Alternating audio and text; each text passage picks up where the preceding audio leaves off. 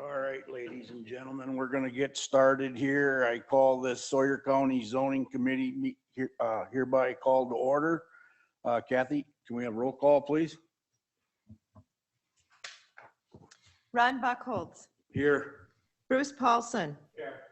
Dawn Pettit, Here. Jesse Betcher, Here. Tweed Schuman, Here.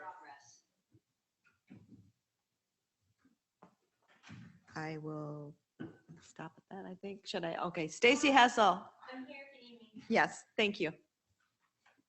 Okay. Pledge of allegiance.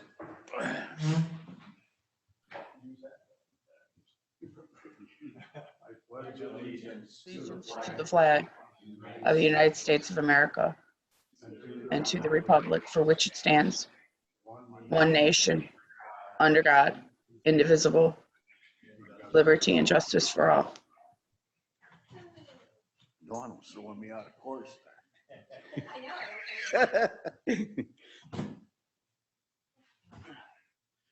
All right, statement of committee hearing procedure and statement hearing notice.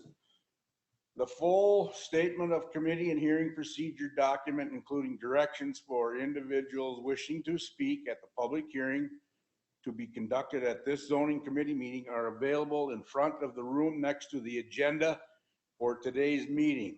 The statement of committee hearing procedure document is hereby incorporated into the record for the committee meeting.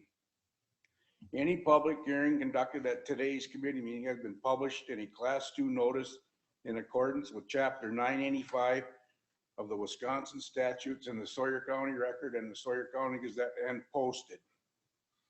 Okay, I need a motion for approval on the August 2021 minutes, please. I'll move to approve the August minutes as published. Okay. Second. Okay, we have a motion by Mr. Paulson and a second by Mr. Schuman to approve the August 20th minutes. All in favor, say aye. Aye.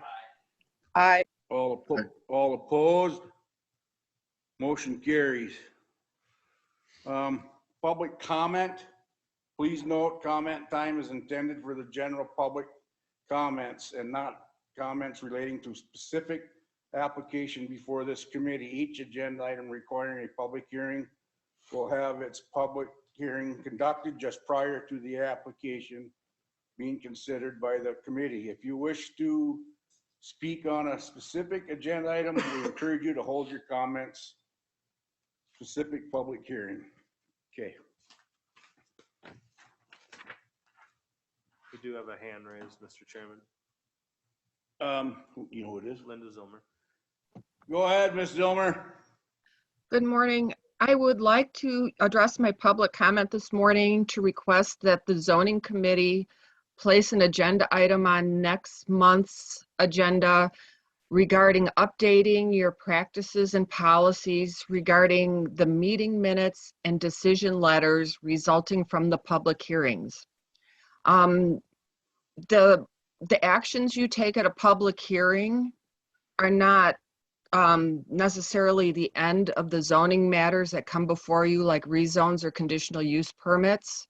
The zoning department needs to then send out decision letters to the parties that brought the matter before you, because the decision letter then starts a 30-day period in which either the applicant or affected neighbors can either appeal to the Board of Appeals or Circuit Court. I think it would be important for copies of the minutes and the draft decision letters to go to all zoning committee members prior to them being signed by the committee chair, so that the committee is sure that the minutes and the decision letters reflect what they felt they acted on. The example I'm thinking of occurred earlier this summer, where a neighbor of a campground which received a conditional use permit, or it's in the process, I'm not sure if it's actually received yet. There was a condition requiring a screening of shrubbery or trees to be planted between the neighbor and the campground. that was not clearly made in the decision letter, and that error carried forward into the Board of Appeals appeal of your decision. And so this complication carries on, and now I don't know the right way to fix it. But again, that is the reason I'm asking that the committee, zoning committee members review the minutes and the decision letters before they're finalized, because if you're approving minutes a month later, it's too late. And if you're not seeing the decision letter, you're not quite sure that the decision letter reflects what you acted on. Thank you. Thank you.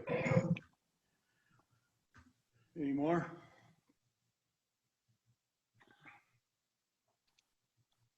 I don't think so. All right, we're moving to the rezone. Moving on, this is a public hearing in the town of Coudray, rezone number 21-009, owner Charles and Susan Baker, part of the southeast one quarter, the northeast one quarter, section 10, township 38 north, range 8 west, parcel 004-838-101-403, 10 total acres, zoned industrial 1. Purpose of the request is to rezone 6.8 acres to residential recreational 2 of the total 10 acres, and then to divide that into 3 separate parcels to give the children the ability to build on it. As part of the staff report, again, the applicants are requesting to rezone 6.8 acres of this initial parcel from industrial 1 to RR2. The remaining industrial 1 acreage will be resurveyed together with an adjacent parcel by the same owner. The resulting proposed rezone would be compliant with the zone district lot configuration. With the additional maps attached in the packet, the reason RR2 zone district was chosen was that there is existing RR2 zone property in the immediate vicinity. The other most common zoned districts in this area is agricultural 1.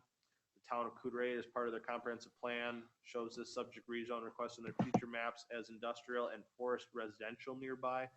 The industrial zone district, it was initially here because there was an existing sawmill operation that was located nearby. The sawmill is no longer in use, but all other buildings associated with that existing use would still be zoned I1 or that industrial 1. There's also a cell tower located further back on an adjacent property, which is also a zoned industrial 1.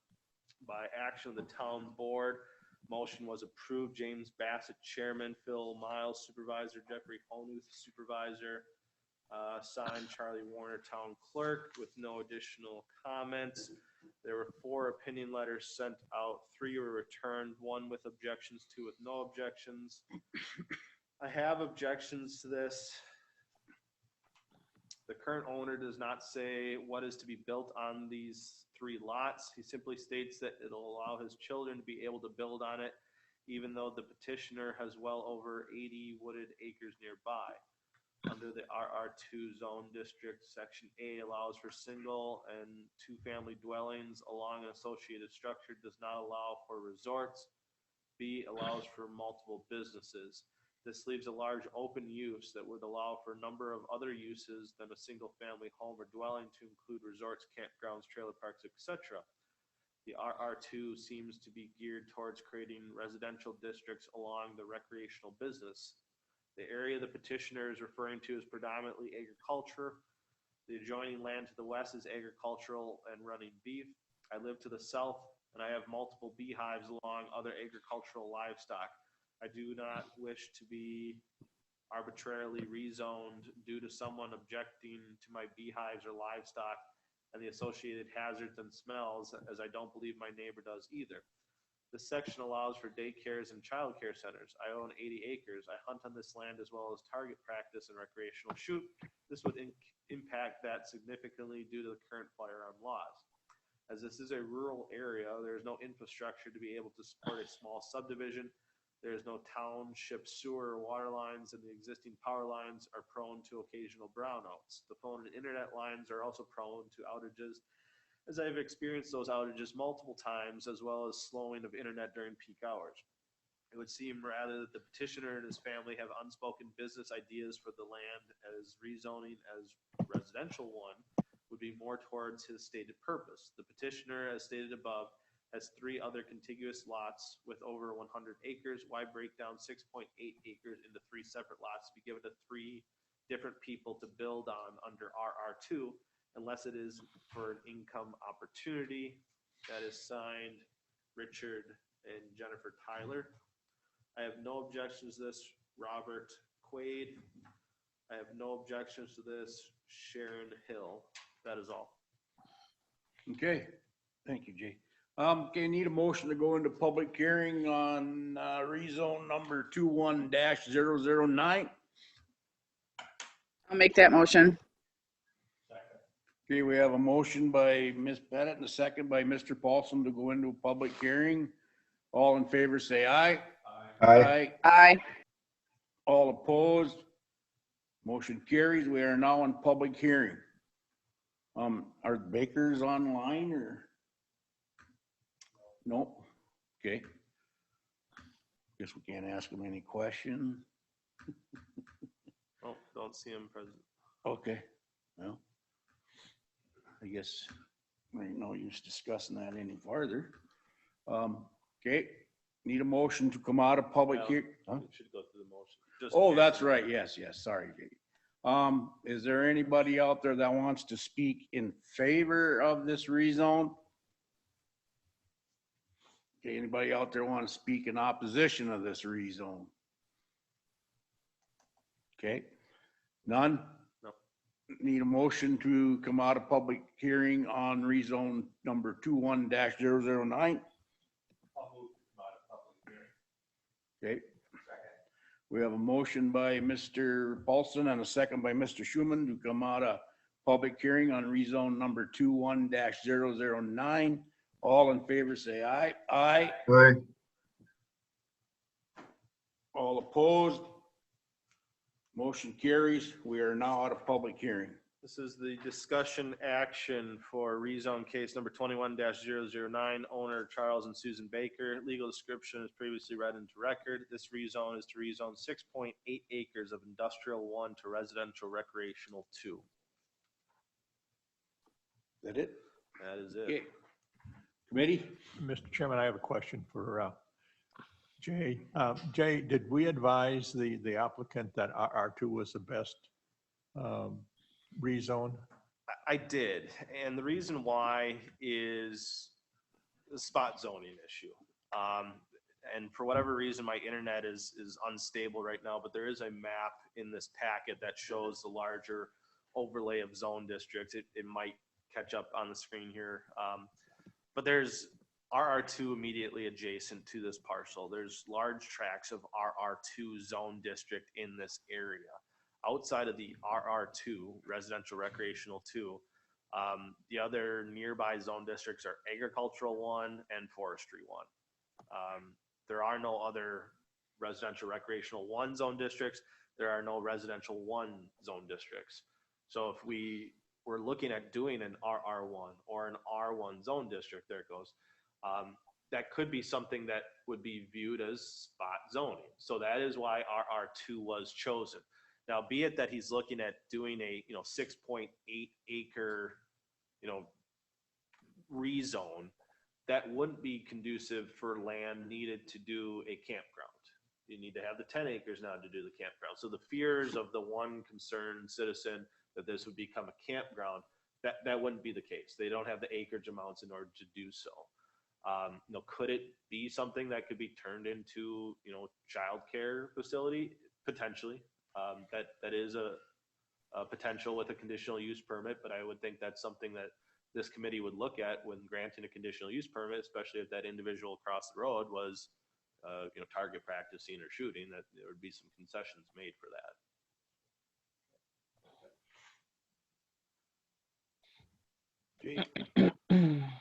Any more questions? Mr. Paulson? Mr. Chairman, I'll make a motion to approve the rezone application 21-9. Okay, we have a motion. Mr. Schuman? I'll second that. Okay, good. We have a motion and a second on, to approve the rezone number 21-009. Any more discussion? Mr. Betcher, Ms. Pettit, you have anything you want to add? I mean, I was just curious, Jay mentioned the childcare daycare facility. Was that just a hypothetical, or does he know something that we don't? As far as I know from speaking with the applicant, he wanted to divide this into 3 separate lots to give his children each a lot. Now, whether or not they would ever build a house there or not, he's trying to get, kind of his affairs in order and, starting to look long-term and trying to divide some of his land out for his heirs. Nothing was ever described to me that they were going to be building houses out there or certainly building of daycares. Okay, thanks. Okay. Ms. Pettit, do you have anything you want to add to that? No, sir, I do not. Thank you. Okay, if no more discussion, Mr. Paulson, you got more you want to add to that? No? Okay. Kathy, can we do roll call then? Bruce Paulson, Yes. Dawn Pettit, Yes. Jesse Betcher, Yes. Tweet Schuman, Yes. Ron Buckholz. Yes. Thank you. All in favor. Okay, finding of facts that it would not be damaging to the rights of others or property values, and it would be consistent with zoning in the surrounding areas.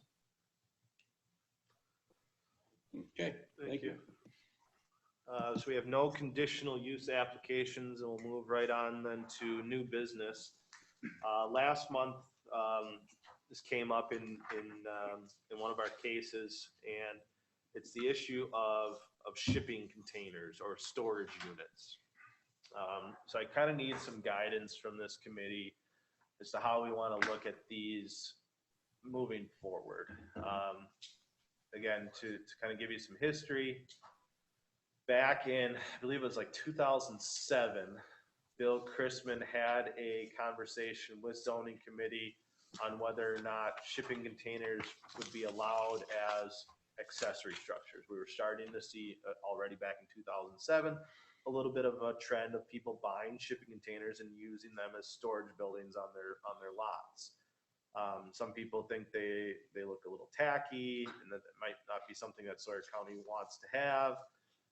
That was never adopted into any type of ordinance, and the previous administrator prior to myself had granted shipping containers as accessory structures, that they would be required a land use permit, but a shipping container would be viewed as the same as a shed or a garage. It's a structure that's used to store materials. So now we had a case last month where there was an individual that wanted to use a shipping container as an accessory structure on vacant land to be given a 3-year time frame in order to build a house. And that one was denied, and that the town didn't want to see the shipping containers there. So we need to, again, review some policy as to, does Sawyer County want to allow shipping containers as accessory structures? Again, the last decade, we have been allowing them. So if we end up not allowing them now and go through ordinance to confirm that, we're going to create a lot of non-conforming shipping containers out there. But I wanted to see what your thoughts were on shipping containers. Yeah, Jay, and I agree with it. We're seeing a lot more of these shipping containers on properties. I've noticed some, and I've talked to you about it down in my area, and just right around Sawyer County, you see a lot of them. And I also are seeing these old abandoned semi-trailers that have the axles pulled off and set on properties. There's a lot of them down around my area too. So, those there are eyesores because them are old, rickety, beat up trailers. But the shipping containers, there's a lot of nice ones out there, and I'm for, be able to put shipping containers on property with the right permits. But I don't know if is there any way we can stipulate what they must look like before they can be put on a property? And that would be kind of a question to legal, but I think it gets very sticky when you start regulating aesthetics. Okay. Because just because you have, ugly looking siding to a structure, or you painted it bright pink, I do believe there are some state statutes that prohibit the color that you use. Now that would be the same case where, you know, if you have this shipping container and all of a sudden you were to put up some, I don't know, tongue and groove on the side of it and you made it look fancy, now is it okay because you dialed it up a little bit? Yeah. So I mean, it gets a little sticky there. And I guess I would kind of refer to Rebecca if she knows any of that specific state statute language regulating aesthetics of structures. Rebecca, Yes. good Um, morning. good morning, everyone. Um, it- there are capabilities to regulate aesthetics. I mean, and I pause because that term regulation of aesthetics can take many forms. It can take the form in some sort of deed restriction. It can take the form of required building materials. It can take the form of required landscaping. So there can be some control of aesthetics without saying we're controlling the color, we're controlling those types of things. In terms of state statutes or other applicable law that talks directly about the counties not having authority to do that. I'm not aware of that, but I can certainly check while we sit here and let you know. If the committee does decide to move forward with some sort of regulatory scheme of the shipping containers, one item you may want to consider based on the aesthetics is having some sort of landscape requirements or some other sort of reasonable conditions on those containers. That may be one option, for you to consider. But in the meantime, I will do a little background search and see if I can find something more regarding your statutory authority to explicitly regulate aesthetics. Okay. Mr. Paulson, you want to add anything? Just a question. I mean, accessory structures, if you read our definition, would a shipping container fall within that definition? It would. Okay. If it's really kind of as the use. Yeah, it's incidental to and customarily found. I'm not sure we customarily find shipping containers all around the county. Yeah, and that's why the conversation is coming back because there's more and more of them showing up. Right. And for an accessory structure, do they need any permitting for an accessory structure? Yes. Then the permitting would be what? Based permit? upon square footage. Yeah, would it be a conditional use permit? Only if it's on vacant property, but if they have a house or a cabin. Right, then it would primary be- residence. Right, then it would just be an over-the-counter land use permit Right. for an accessory structure, same as a shed or a garage. Right. So if that's the only avenue we have to regulate is up when they come to the zoning counter, you would say, yeah, okay, shipping containers are allowed, but it has to be, I guess, conforming with the look and appearance of the primary structure. Right, and if that's something that we can do, according to Rebecca, if we can, regulate some type of landscaping requirement, maybe that's the right route to go on that. I know other counties do allow shipping containers as accessory structures. Because I had that conversation with my other counterparts throughout the state, and there's quite a few counties that do allow them. Right. Get the proper permitting on them, but again, when you look at a use function, you can buy a shipping container for a couple grand, or you can buy a shed for a couple grand. Right. And that's the route that people are going.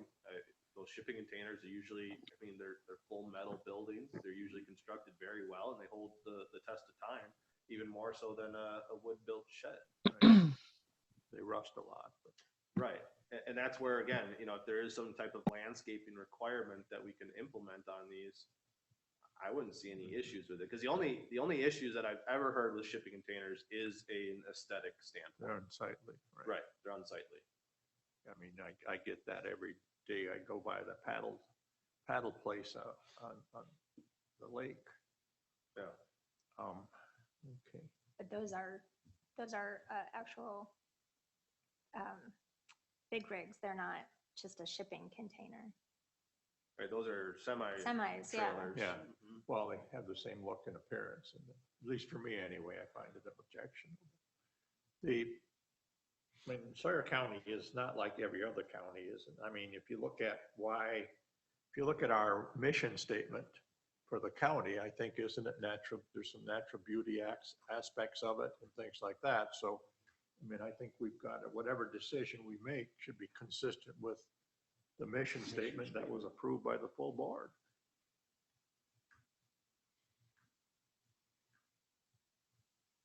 Jay, these accessory buildings or shipping containers, they have to follow all setbacks and Mhm. requirements as far as from the lot line, from wetlands and things like that.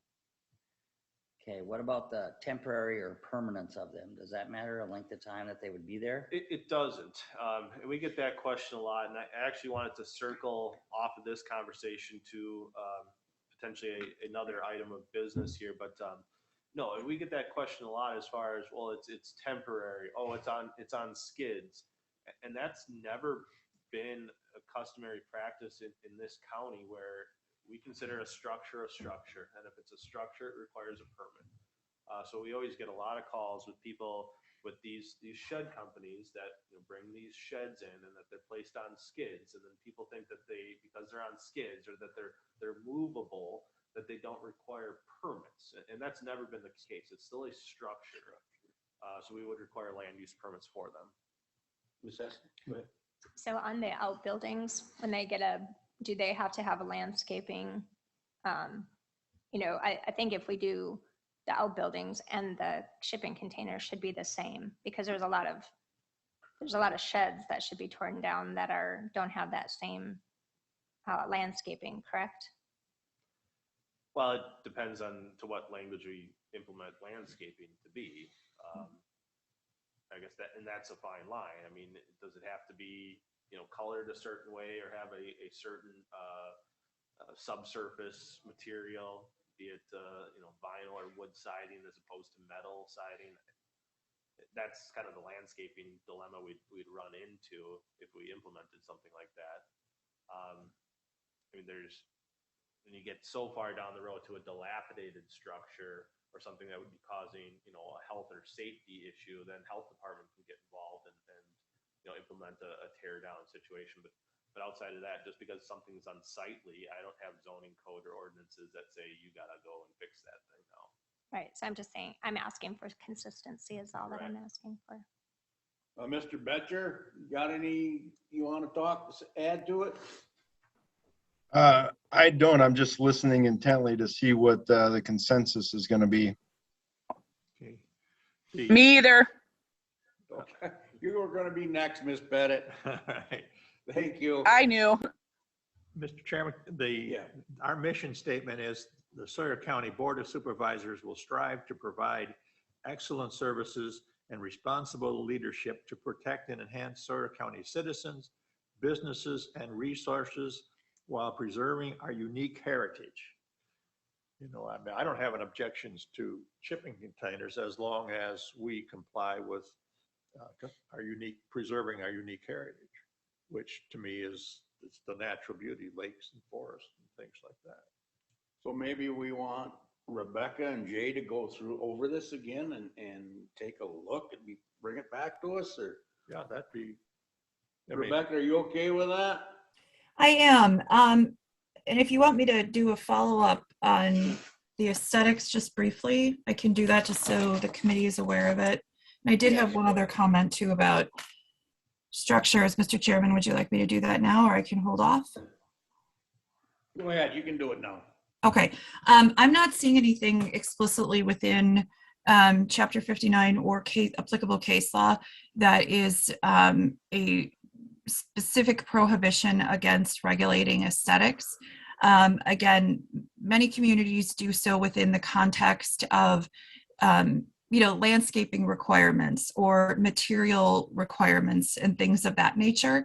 And keep in mind that any regulation that you have has to pass muster under the health, welfare, and safety test. It has to be reasonably related to a proper the proper exercise of a goal that falls within your jurisdiction. So, for example, it would be unreasonable, in my opinion, for a county to have a regulation that says every house has to be painted tan. That is, in my opinion, would not be reasonably related to the public purpose and the goal. So that's on the aesthetic point. The second point I wanted to make, to reiterate what Jay said in terms of a structure being on wheels or otherwise movable. I have seen this issue come up within the context of zoning, but also within the context of public safety from a setback standpoint. You will see folks trying to put things in a right of way or other prohibited area that creates significant public safety concerns. So for example, you can put a sign that is made of brick or other masonry. If you plop it on wheels, it doesn't mean that it doesn't create a public harm. So again, just to reiterate the strength of what Jay is saying, that simply because something is movable does not necessarily mean it does not fall within the definition of a structure. That's it, Mr. Chairman. Thank you. Thank you. Yeah, Cool. Mr. Chairman, I just got one comment. Go ahead. A lot of agricultural farm people use these and I've seen them, and they meet a purpose. I think they're needed sometimes. So I would agree that we look at this as long as they follow the requirements and that we can permit these, a fee for these, correct, Jay? I'd be in favor of Jay and Rebecca looking at this and bringing this back to us. And so it was interesting again about the one we heard last month. Now that was one that was done after the fact. He brought a shipping container in without getting the proper permits to begin with. And he at that point had, two options. One, get the thing out of there, or two, apply for a conditional use permit to allow to have that accessory structure on the property and be granted up to a 3-year time frame to build a house. The town in that one though denied it because the town said that they didn't want to see shipping containers. And one of the requirements that we put in that ordinance is that it requires town and zoning committee approval. So once the town denied it, then we were kind of, our hands were tied on the thing. But if the guy was to bring in a shed, this thing would have gone through so quick. And that he wanted to have a shed to store some materials while he, gets things together to build his house in a few years. So I mean, that creates kind of a mental issue for me where, okay, a shed would have been fine, but a shipping container is not.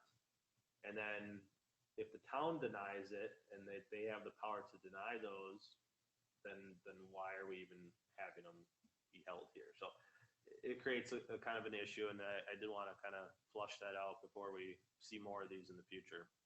So do we want to send this maybe out to the towns and get their opinion on these containers? I think you're going to have split. I think you're going to have split across the board. I think, and I mean, for those that aren't aware, I mean, there's kind of two different areas of Sawyer County. There's, the northwest corner of Sawyer County and everything kind of tucked in the southeast corner. And there's two different, kind of lines there where everyone in the south and southeast portion of the county, they wouldn't care about shipping containers, but you get closer to around the Hayward proper. I don't think the town of Hayward, the town of Bass Lake, the town of Round Lake is going to want to see shipping containers. Better to send some idea out to the town rather than just a blank statement. What do you think? Yeah, and I like where Rebecca was going with the landscaping aspects of it, where, if it's the unsightliness of shipping containers, well, then let's put something in there that you can doll them up in order to have them more physically appealing to those. I think that's why the towns don't want them, because of the unsightly. Right.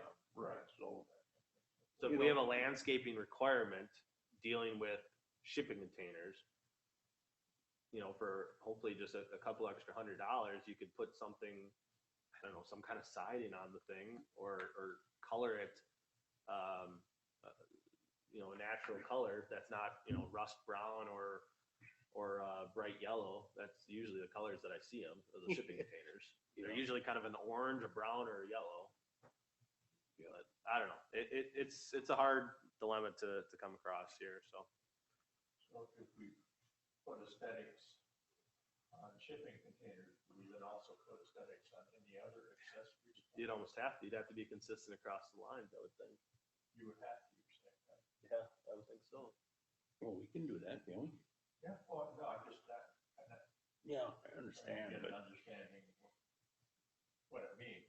We would have to do some kind of aesthetic for all accessory structures. But what I'll do is I'll talk with Rebecca about, what she can potentially, or what she's seen for other landscaping requirements, and I might send something out to the town to get some information back from them. Then I'll circle back with you guys on this. Okay.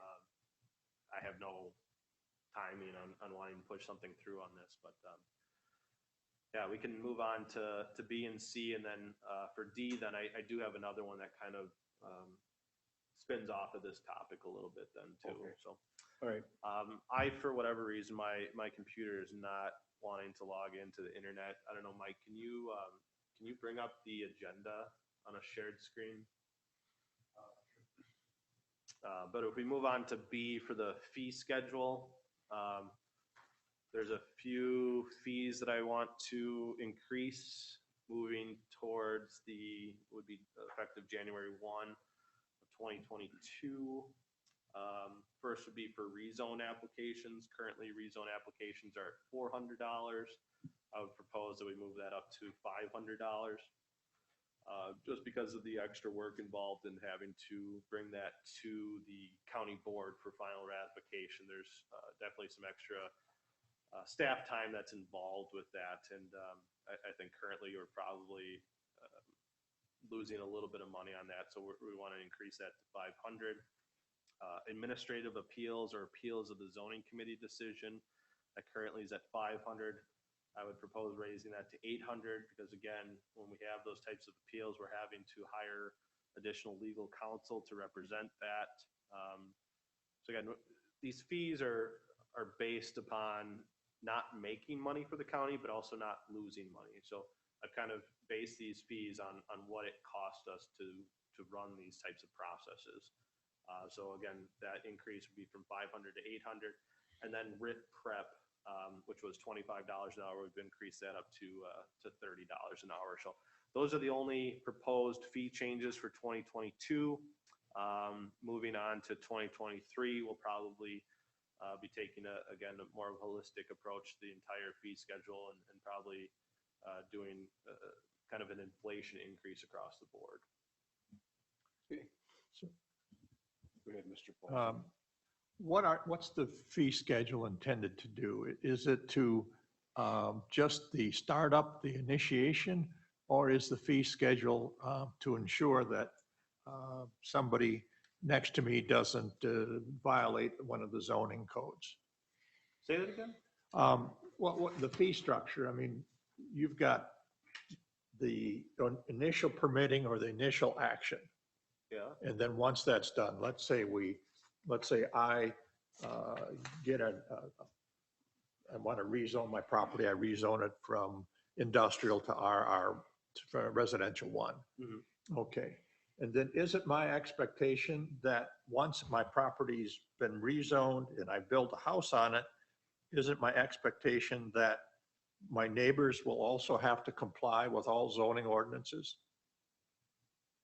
Yes. Okay, so then what's the mechanism we build into our dollars and cents to assure that you have enough staff to enforce your zoning ordinances, our zoning ordinances? Yeah, I guess I'm a little confused in the question there, but our fee schedule is based upon the work it takes our office and staff to, again, yes, comply with the ordinances and process these individual requests, whether they're for a land use permit, whether they're for a sewer system installation, whether they're for a conditional use permit, whether they're for a sign. And those are the prices that we've calculated as cost of the department to operate. But you said comply with the ordinances. So ordinance compliance, it does not end when a land use permit's issued. I mean, compliance with our ordinances goes all the way through Correct. forever, and so what structure do we put in place so that you have enough staff to make sure we comply with enforcement? I guess it's enforcement, really. Right. Yeah, So- and that's something that, really isn't fully built in, because for an individual to take out a land use permit to build a garage, and, we charge that applicant, $150 to build that garage. To have to share that cost with the neighbor that didn't take out the permit, that becomes a little bit difficult. So we have other enforcement measures for enforcement. For after the fact permitting is double the permit fee, citation amounts, which this winter I will be tackling that project to update and increase our citation fee amounts. That would be built more into the enforcement aspect as opposed to the general fee schedule. But I mean, right now, you don't have enough staff to be actively enforcing our ordinances. Is that right? or I wrong? would agree. Okay, so I'm looking for a vehicle or vehicles to get you at least one other staff person to enforce the ordinances we have on our books. I mean, as a county board member, when I'm aware that our ordinances, our rules and laws are not being enforced, I mean, it's just like the sheriff saying, well, that's okay if you speed over 50 miles an hour, it's okay. I don't have enough staff, so I'm not gonna go out and patrol for speeders, or I'm not gonna go investigate burglaries. So, I mean, that's my troublesome is where I'm troubled is we've got rules on the books and we're not enforcing those rules. Right, and I guess to play devil's advocate, this fee schedule is intended for those that are doing the right thing. And to charge more to those that are doing the right thing to make up the cost for enforcement for those that are doing the wrong doesn't sit well with me. No, I understand, but it doesn't fit well with me. We're not enforcing our ordinances, and I'm doing the right thing. I pay my fees, I build my garage, but my neighbor does something that's outside of our ordinance, doesn't comply with the ordinances. Don't I have a right to expect the county to enforce the ordinances on my neighbor? Yes. Okay. I mean, to me, part of this fee schedule is paying for that expectation or that right of enforcement of ordinances. That's your taxes. Hmm? Your taxes are already paying for that. So But I'm we sorry, I don't- didn't That's call okay, in, go but ahead. if I think you have merit in what you're saying, but that's a totally separate issue that has to bring forward to the administration. The administration has to do something about the hiring. Jay's not gonna, why would I have to pay $200 more because of just because of a hiring issue? I'm already paying for that in my taxes. I'm not gonna pay for that extra in my fee. So your issue is with administration, not with zoning. No, my issue is basically with the cap on raising taxes. I mean, That's a separate issue from here. That's just well, but on we, this. there are all kinds of ways to skin a cat. But you're off task on this one. Pardon me. No, I mean, we don't have enough dollars in our budget to add staff for zoning or any of the other departments. So therefore, we have to look, if we're serious about enforcing our ordinances, we have to look for other ways to pay for staff. So let's sell a couple of vehicles. Vehicles. Go ahead, Mr. Schuman. So yeah, I see where Mr. Paulson's going. We're looking for an alternate source of revenue to support our departments as they monitor, right? Yep. So Jay, your department is in charge of all these campground ordinances now we put in place, and is your department the one that's gonna be policing all these campgrounds and decks and, To an extent. right? But you don't have enough staff, I think Bruce was saying, to do all that. Right. We do also rely on the health department. Right. As they are the agent of the state for the actual licensing of the DADCAP state campground permits. And who licenses and patrols these vacation home rentals and things that we put in place? Is that your department or the health department? Health department. Do they have staff to do all that? No. Since we are an agent of the state, because we know the state doesn't have staff to do it. That's why we took it over at the local level. Correct? Correct. Yeah, we So tried to do an ordinance on that. So this is probably what, 8, 9, 10 years ago, where we tried to do an ordinance for short-term rentals. And kind of at the 11th hour, our corporation council at that point said that zoning couldn't regulate it, and it got dropped, and it was kind of a free-for-all. At that same time, we became an agent of the state, so the health department ended up regulating the short-term rentals, but it has no zoning approvals or authority for short-term rentals at this point. Yep, I understand that. I mean, that is another source of revenue as well. I mean, I think the state statute has changed where when we tried to put in the short-term rentals, the statute said we couldn't as a county, but I think now the statute has changed. And so that we can. Yeah. Right, and the only thing that, zoning could potentially do with that would be, requiring a conditional use permit for each short-term rental. Now, I mean, there's over 300 right now in the county, so that would be 300 conditional use permit cases coming here to get approval to have, Zoning. some type of conditions put on them, quiet hours, fireworks, whatever you normally accustomedly see with short-term rentals. But that's certainly a topic for conversation that keeps coming up again as well. I know there's quite a few individuals that are neighbors of those short-term rental properties that are, that they're getting fed up with the individuals that are using those. So, Mhm. I would say that Yeah. I would say they're close to 600. yeah, that could be. That very well could be. Well, I appreciate you looking at these fees, Jay, and I think we need to move with inflation, and so I'd be in support of these changes. Yeah, we did a Mr. larger Chairman? increase. Yes, hang on. We did a larger increase 2 years ago for our land use permits, and that did have pretty big uptick in fees that we calculated and increased and gained back for our revenue. So I was looking at holding that off one more year with inflation to look at an increase then would be ultimately January 2023 then to look at again, holistic increase across the board for inflation purposes. If that's something that this committee thinks that we should jump on now for the 2022 season as opposed to the 2023 season, we can certainly have that conversation. Rebecca's got her hand up.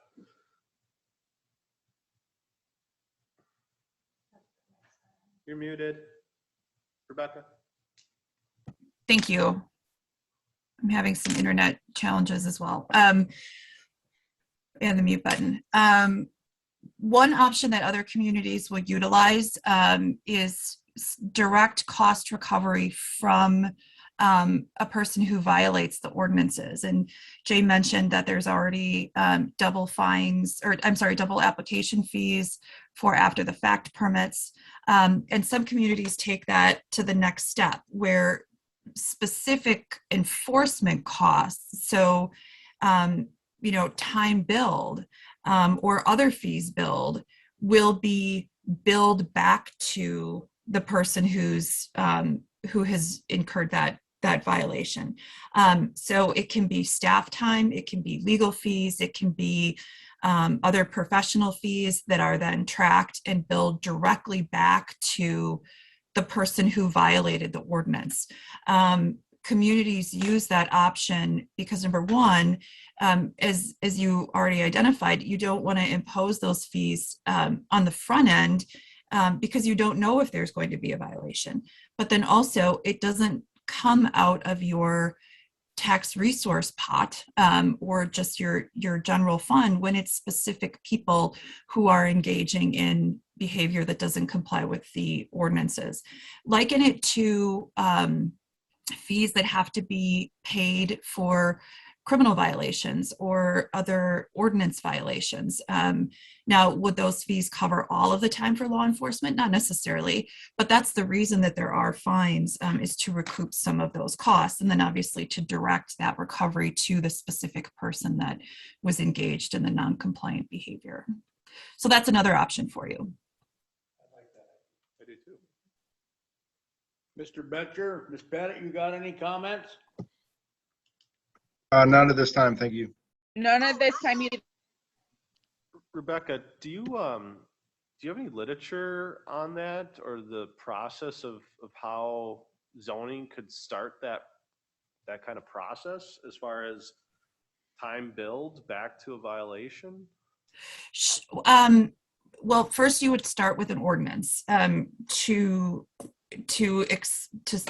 put the public on notice that if you violate an ordinance, you may be responsible, which that word may gives you the authority, but then it doesn't lock you in, so it gives you some discretionary authority, may be recovered from an applicant or from a person who is not complying with ordinances. Then you put that specifically on all of your applications for land use permits, conditional use, everything. You just make that a standard term in your applications. Then people are on very explicit notice that if they don't comply, they can be liable for these additional charges. And I think you do that now for some applications with respect to, like, say, telecommunications facilities that, make it clearly stated that professional, if additional, professional engineering review is required, that will be recouped. But again, put that on as a blanket on all applications. And then the next step, which is somewhat cumbersome, but it certainly can be done, is track the time. So if your staff is spending, 45 minutes in drafting a violation letter, they track that time, you multiply it by what that staff costs, and then that is the amount billed to the party who has engaged in the violation. The same goes for legal fees. When you have a matter in which legal counsel has to get involved, many communities will charge those fees back to the violator. It's a really good motivator for people not to violate the ordinances. So yes, there are ways it can be done. Like anything, you have to be careful on some legal points, so it does have to be carefully drafted, but the courts have upheld those types of recovery mechanisms.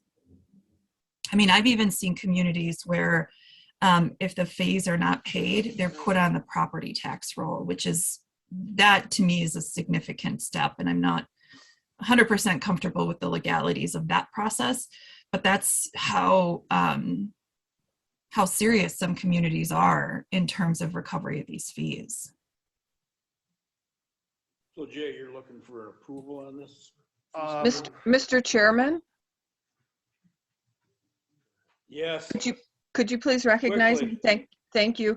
I am asking that the committee do not accept the increase from $500 to $800 for administrative appeals to the Board of, or the BOA adjustment appeals, whatever you call it.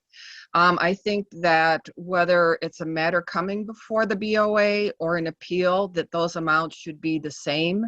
What it feels like to me is that the county would be setting an unfair burden on a person wanting to appeal a decision. I believe the BOA, just like your zoning committee, should be having an attorney present no matter, what, and that I don't believe the extra $300 is justified. I think it's a deterrent. Thank you. Well, there's different. Point of order, Mr. Chairman. Mr. Chairman. We are not in a public hearing, and time for public comments is I know, but I over. allowed her to speak. I understand that, but I allowed it, so it's okay. Mr. Chairman? Yes. One of the fine points of, the legal drafting that I mentioned is, relates back to Ms. Ilmer's concern that if it's a deterrent to seek an appeal of a decision, that is different. That's a different legal issue than enforcement of an ordinance. So again, these ordinances have to be carefully drafted for the recovery of those costs. And one of the legal issues to be concerned with is a deterrent to appeal. But again, those are separate animals. Those are separate legal issues. So when you're looking at whether you want to move forward with this type of ordinance to recover costs, don't not do it because you think it's going to be a deterrent for people appealing, because again, it's a separate issue. Mr. Chairman, if I could only please clarify that you guys got No, off on a no, separate no, no, issue. no, I'm no. talking about your fee schedule.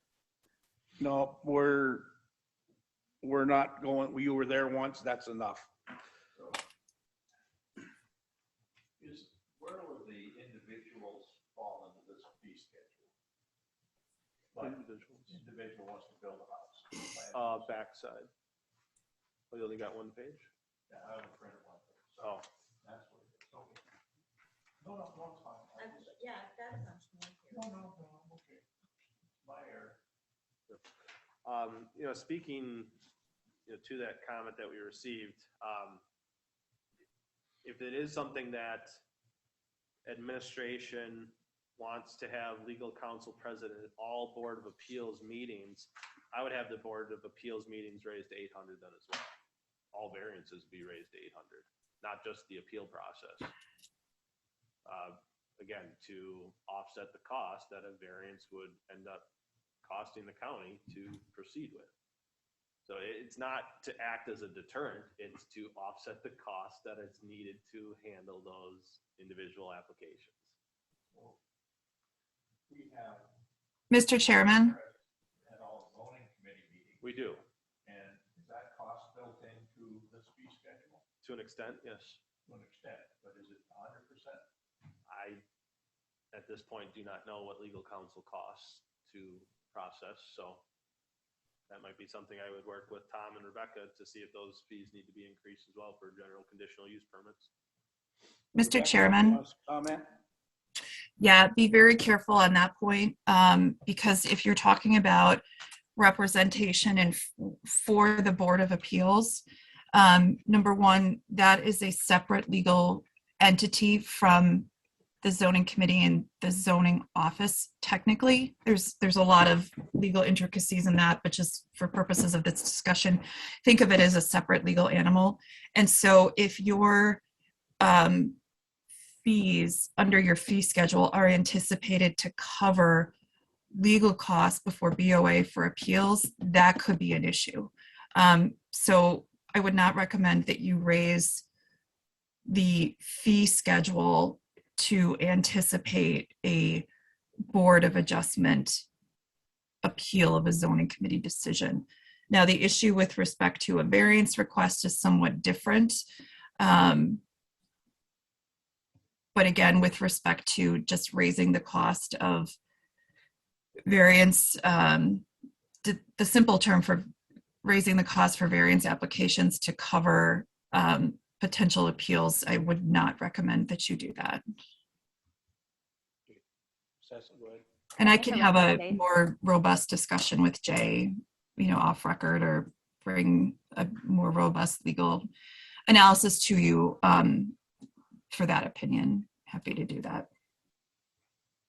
Can I make a recommendation that we bring this to the October meeting with the fee schedule and with the fine schedule, just so that we can compare, make a better decision based on the discussion that Rebecca and Jay would have?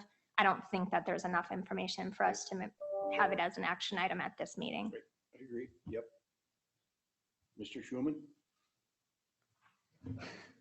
Well, that took the words right out of my mouth here, but I was actually prepared to make a motion, but I would be okay that we could wait a month, get some more information and.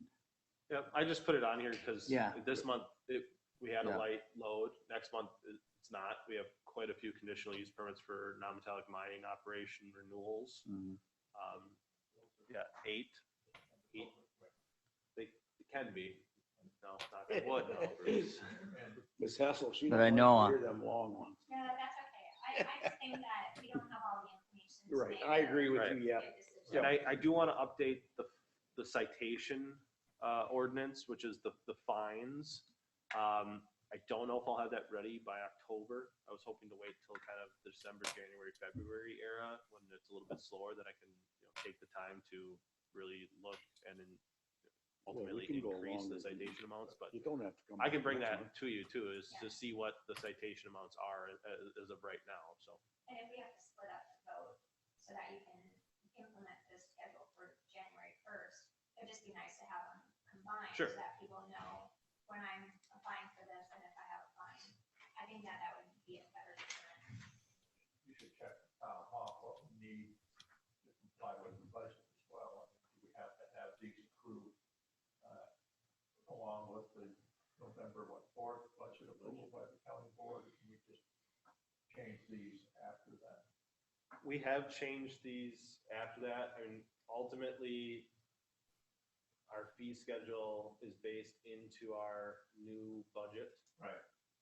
So once you approve the budget, in essence, you've already approved the fee schedule, but I always like to bring any kind of policy decision, fee schedule implementations to this committee for approval. So Right.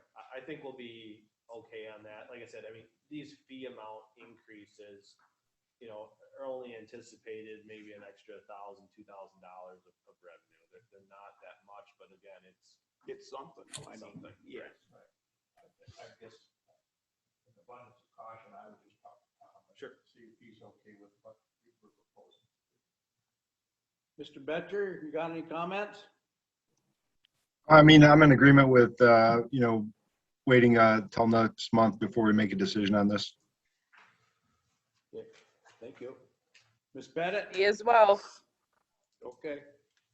You don't need a motion or anything on that, do you? That was the motion, and it was seconded. Do you want to just say all in favor on that one? And just Okay. postpone it to next month. Stacy made the motion, postpone to next It was month. a recommendation. Oh, okay. I'm not sure the ultimate. Then fine, I don't need a motion. I'll make it for you. Well, it was possible action. It wasn't really an action item. So it's safe with the recommendation. That We works. don't need a motion. Nope. All right, so moving on to C, zoning committee dates for 2022. And I think Kathy has a supplement thing and, oh, that's for me. Okay. So zoning committee dates of concern. So generally, we've always done the third Friday of every month. We look at April 15th of 2022. April 15th is Good Friday. So I would need to move that to a different date, whether it be the 22nd, whether we want to do the Thursday before it. But that's one of the dates we need to look at that doesn't fall on the third Friday of the month because the courthouse is ultimately closed on Good Friday. Mm. The other one is November 19th. I'm sorry, November 18th, which would be the Friday before gun deer season. Right. And that's always one that comes up that people are traveling, they're out of town, they're not wanting to be at a zoning committee meeting the Friday before gun deer season. So I'd be looking at potential changes outside of our normal third Fridays of the month for the month of April and the month of November. And I'll leave it up this committee to see what dates they want to choose for those. Well, I'm okay with on April 22nd, if the rest of the committee is. Okay, Would that be okay with the zoning guys? Yeah. okay. You have a recommendation for November? November is tricky. What's on the 11th? The 11th is the holiday. Oh, Veterans Day. Yeah, and the 25th is before Thanksgiving. Thanksgiving. It's the day after. Yeah. So we'd have to go the 4th. Or the Or we 17th? could do the 17th in the morning. before the- Oh, yeah. That's the same as with the. Oh, yeah. You gotta do it before the county board meeting, sure. Yeah, no, finance committee is 10th, so we're, At 8:30. Finance is at 8:30. yeah, on the 10th. Oh, I thought you said at 10, I'm sorry. So you want to do the 17th, Works for me. Yep. Thursday morning? Okay. Yep.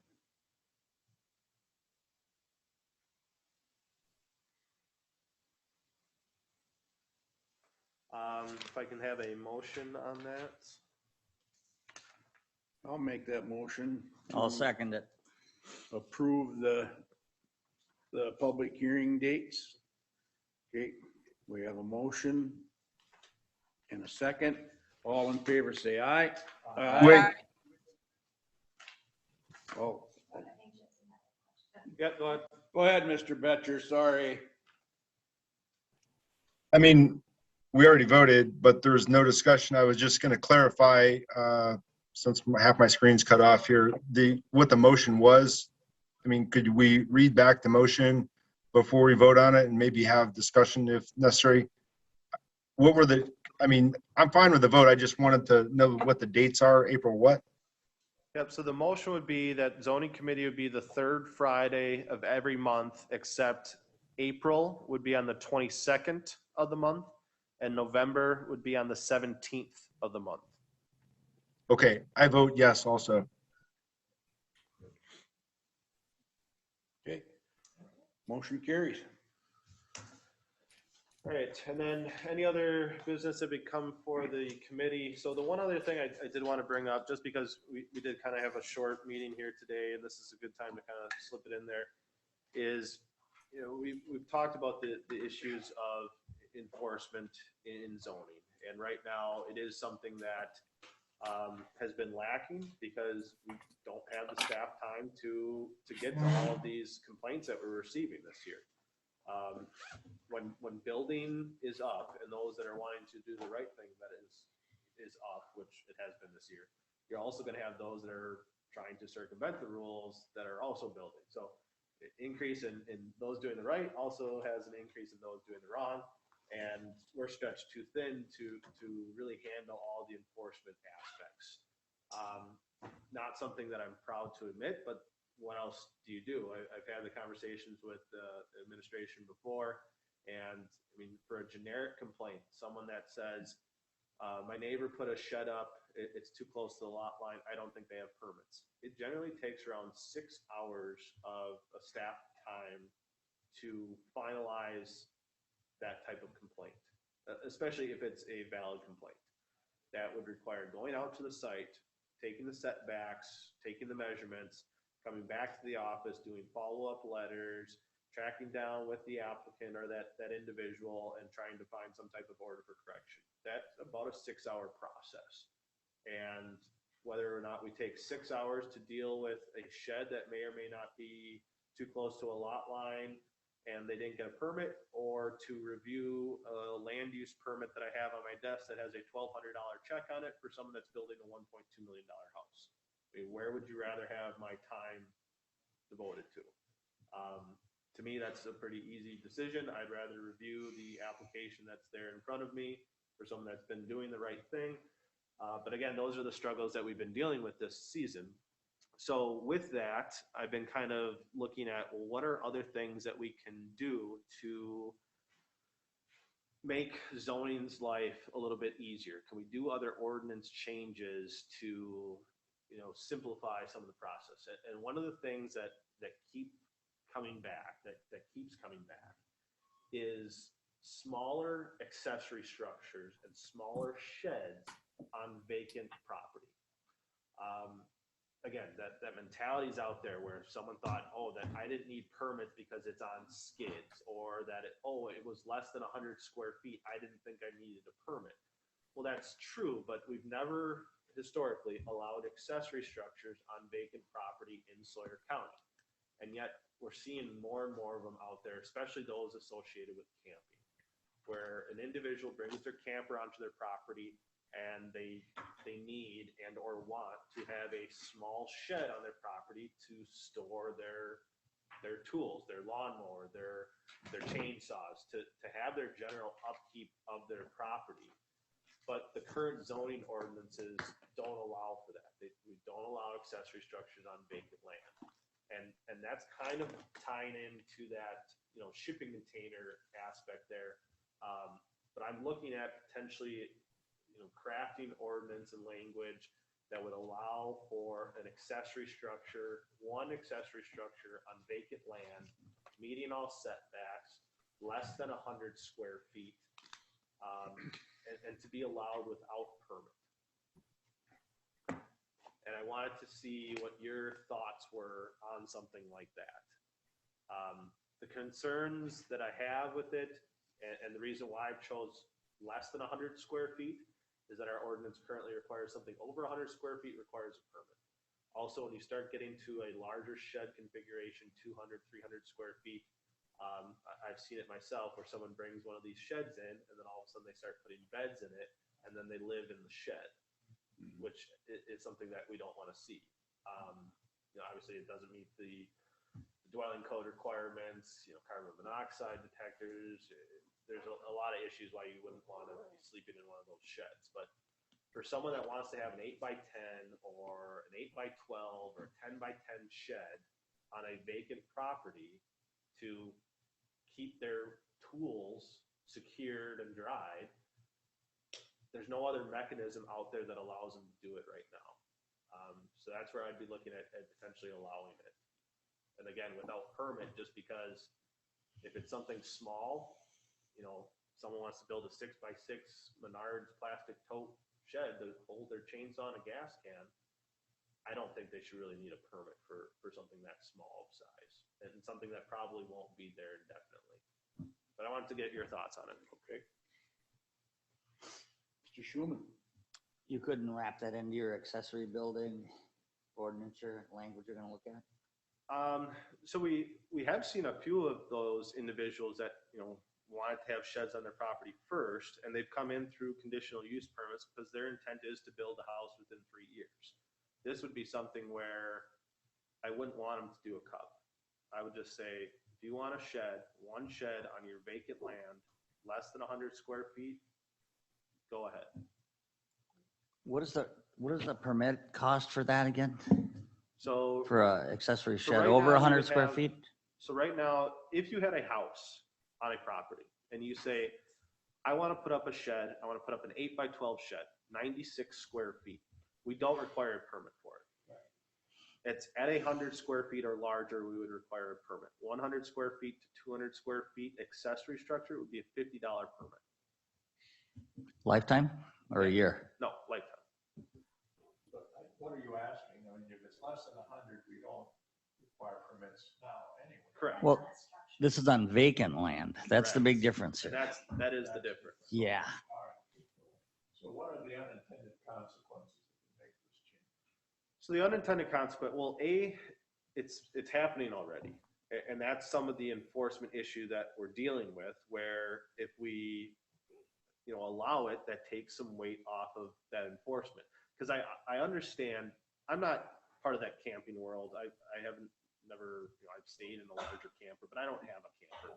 But I understand the individuals that are coming to these properties, whether they're out in the woods or, they're on a river somewhere and they bring their camper in. They're told that they can't have any accessory structures on a vacant property. They can pull their camper in there, they can get out of their vehicle, they can go in their camper, but as far as a lawnmower or a chainsaw or the gas cans, what they're doing right now is just kind of shoving them underneath the camper so that they're out of the ring, where that looks unsightly. Where if they had a small little pre-built shed that's less than 100 square feet, they can at least put some of their equipment in there. Maybe they have a little garden up there. And that's, I guess, my intent of it. The unintended consequences, that's why I would keep it less than 100 square feet, in that people wouldn't be sleeping in those sheds. Now, are people potentially going to sleep in a 100 square foot shed? I mean, you could, but I don't know if we're, allowing an unintended consequence with that, because again, it's already occurring right now. And every one that I get, which I have a stack on my desk, it's about 1.5 inches high right now. That's 6 hours for each sheet of paper that I haven't been able to get to right now. But you're gonna have them people try to stick a bigger shed in there. I mean. Yeah, that's- and those are ones that we'll still have to enforce and Right, address. yeah. And I mean, and the stack of complaints I have, I mean, it's not that I've just thrown them away. It's just that, when time allows, which is hopefully this winter, I'll start addressing those. Are we changing our ordinances because we don't have enough staff? We had enough staff. I guess that's maybe an unintended consequence, is that we're changing it because we don't. Right. But my thing, whether we had enough staff or not, I would probably still bring this discussion back to you. In that camping on vacant property isn't going away. It's increased threefold over the last 10 years.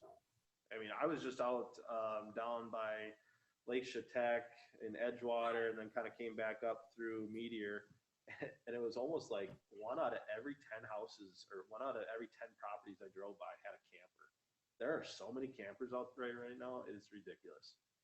And a lot of them are camping on lots that don't have a house on them. Right.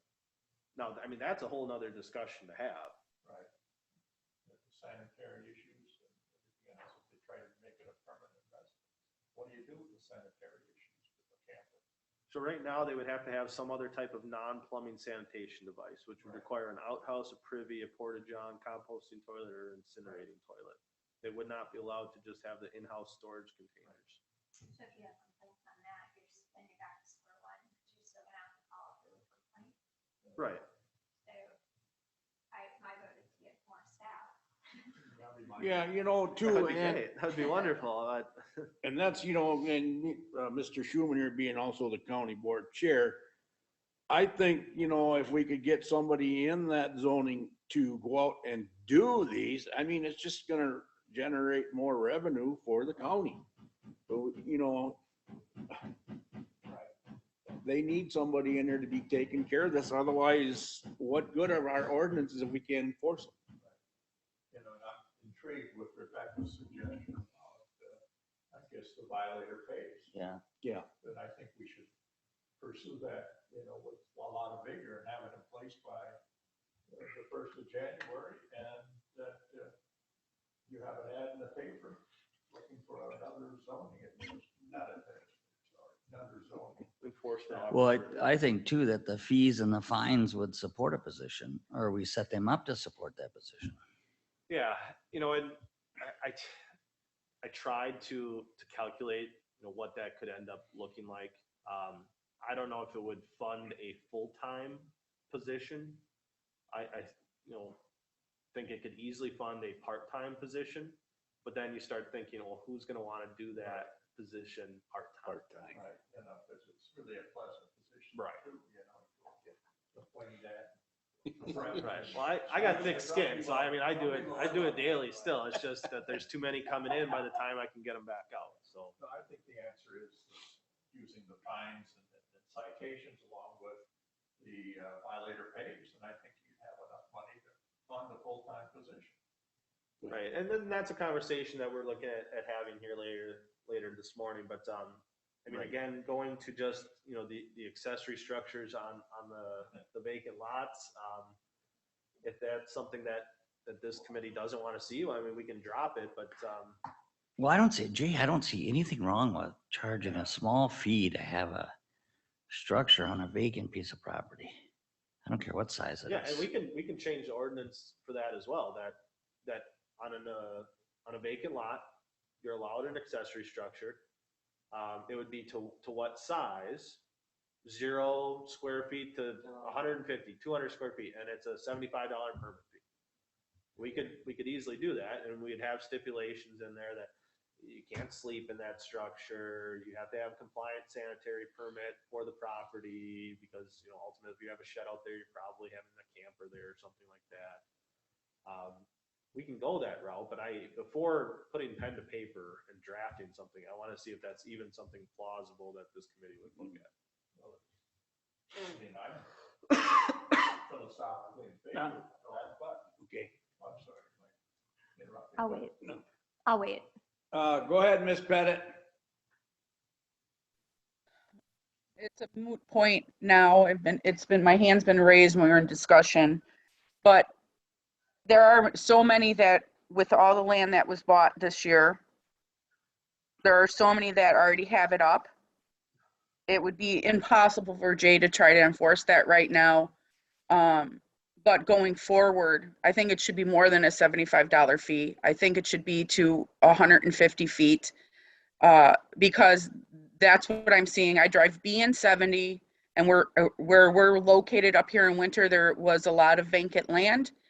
And that's what I saw all over the holidays, even not over the holidays, that there are 3 or 4 campers brought in. And they have the gas cans, everything. The sites looks horrible. And I would think it also is a safety concern if they're storing gas cans underneath their campers and something explodes, that now we have people that are either injured or killed. We have to do something because they're already doing it. And it doesn't look good. And I even have small cabins that were bought up over here that were not livable. They've just purchased it to be so they can bring whatever they want in onto it, where it's basically cars from Iowa, Michigan, Illinois. And I'm talking, they've had 5 campers brought in, and it's just ridiculous. So that's what we're going to be up against now, is that they have the vacant land, or they bought a piece of property that has a house that isn't even livable in, and they're using it kind of like a campground. But you're going to have to allow them some kind of structure to be able to store their things in. And there should be a fee on it, no matter, I would say up to 150. They'll let them, and I would say $100. I would go, if they want to do that, it's $100. Make it plain and simple, $100. It's revenue building. There are a lot of them will have to go back and enforce it, but unfortunately that's what's going to have to happen, or it looks horrible and they're already doing it. Thank you, Ms. Hessel. And this isn't something that's just coming from me. I mean, we get calls on this all the time. This isn't my brainstorming of this. This is what I'm hearing from applicants, wanting a small shed on their property. And I've told them to come here and talk to the zoning committee and do a citizen's petition on it or something, but they haven't yet. Go ahead. So I think we come to this committee a lot with hypotheticals, and it just would be nice to have something actually in front of us to look at. So my recommendation would just be to keep the discussion open, but have Jay present something that we can actually have firm in front of us instead of the hypotheticals on, I mean, we need to support, he doesn't have enough staff. He's coming to us with ideas as a professional. I mean, we're on this committee, but we're not zoning professionals. He is. So I think we have to remove ourselves from the hypotheticals, and no amount of fees is going to make his job easier. So I think that would just be the recommendation, is to stop the discussion of hypotheticals and get something more facts than feelings.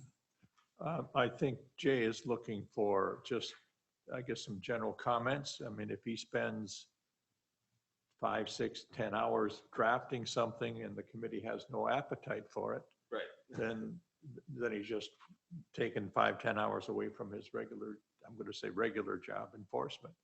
So, I mean, I don't mind hypotheticals.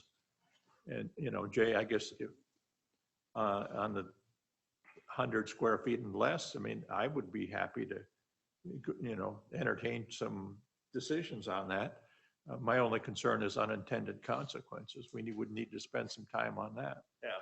I mean, the only unintended consequences I can see is people would end up trying to live in them. Yeah. Yep. Or if we become a county of campers and mini trailer parks. We're already coming to county of campers. That's already happening. But some are legal and some are not. Right. We want to stop the R&Rs. Go ahead, Mr. Schuman. Jay, these people coming in are calling zoning regarding these smaller outbuildings. Do you get the impression that they're willing to pay something? Yes. Okay. Mr. Betcher, you got any comment? Go ahead. Yeah, actually I do. So I think that it's a kind of a necessary evil almost to allow at least some sort of small structure on vacant land because of all the reasons that were discussed. So, but I'm also in favor of including a small fee with that. But I just want to point out that, like I mentioned last night, every single committee meeting, including now this one, there's mentions of staffing being stretched thin, as Jay put it. So hopefully it doesn't get stretched even thinner once we start firing people that aren't vaccinated.